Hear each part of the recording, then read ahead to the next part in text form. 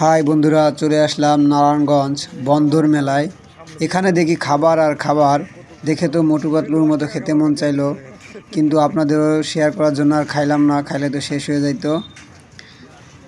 এখন আমি মেলার যে মূল আকর্ষণীয় স্থান সেখানে যাচ্ছি, আপনারা সাথেই থাকুন। আপনাদের আমি ভিডিও করে মেলার সম্পূর্ণ অংশটুকু দেখাবো।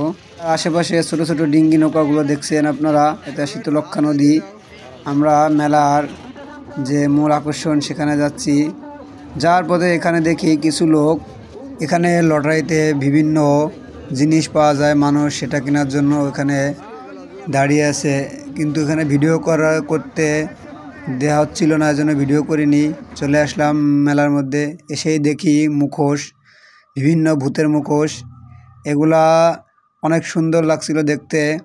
এবং এখানে একটা নাগরদোলা, নৌকার নাগরদোলা, এবং গানের তালে তালে সবাই এখানে আপনার 20-30 টাকা খরচ করে ওঠে। আমিও এখানে দাঁড়িয়ে থেকে আপনাদের ভিডিও করে দেখাচ্ছি। এখানে মেলার যে মূল আকর্ষণ সেটা আরও ভিতরে একটা মাজার আছে। সেই মাজারটা আমার অন্য একটা ভিডিওতে দেওয়া আছে ইউটিউবে, আপনারা চাইলে Alpha Masum blog YouTube channel থেকে দেখে আসতে পারেন। এই মেলাটা অনেক দিন যাবত এখানে হয় নদীর ওপারে। আমিও চাকরি করার সুবাদে সেখানে যেয়ে দেখে আসি আসলে মেলার সৌন্দর্য, সাথে সাথে ভিডিও করে আপনাদের সাথে শেয়ার করি। এখানে আমি একটা বক্সে ঘুষি মারার জন্য প্রস্তুতি নিচ্ছি। দেখেন, আমি একটা ঘুষি দিলাম, কত আমার ঘুষির পাওয়ার। আসলে মেশিনটা নষ্ট ছিল, 600 কত উঠছে দেখছেন। এরপরে এখানে আবার একটা নাগরদোলা, বিভিন্ন এই যে পালকির মতো নাগরদোলাগুলা। এখানে লোকজন এখনও আসে নাই, বিকেলে আরও আসবে। আর এটা হচ্ছিল মেলার ভিতরে যাওয়ার একটা অংশ। এখানে বিভিন্ন ছোট ছোট শিশুমণিদের খেলাধুলা জিনিসপত্র বিক্রি করা হয়, আখের রস বিক্রি হচ্ছে এখানে। এই যে দেখুন কি সুন্দর সুন্দর খেলনা এখানে আছে।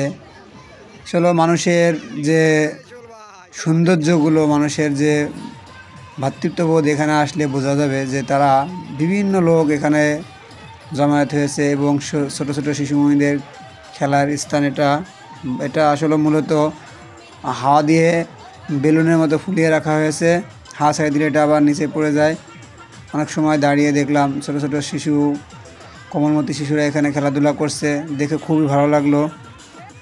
তবে এই মেলাটা আপনার আর যে পীরের মাজার উপলক্ষে করা হয়, এখানে যারা স্থানীয় তারা বললো যে এটা নাকি তাদের জন্মের আগ থেকে তারা দেখতেছে, তাদের যে মুরব্বী তাদের কাছ থেকে শুনে আসছে। সবাই ভালো থাকবেন, আল্লাহ।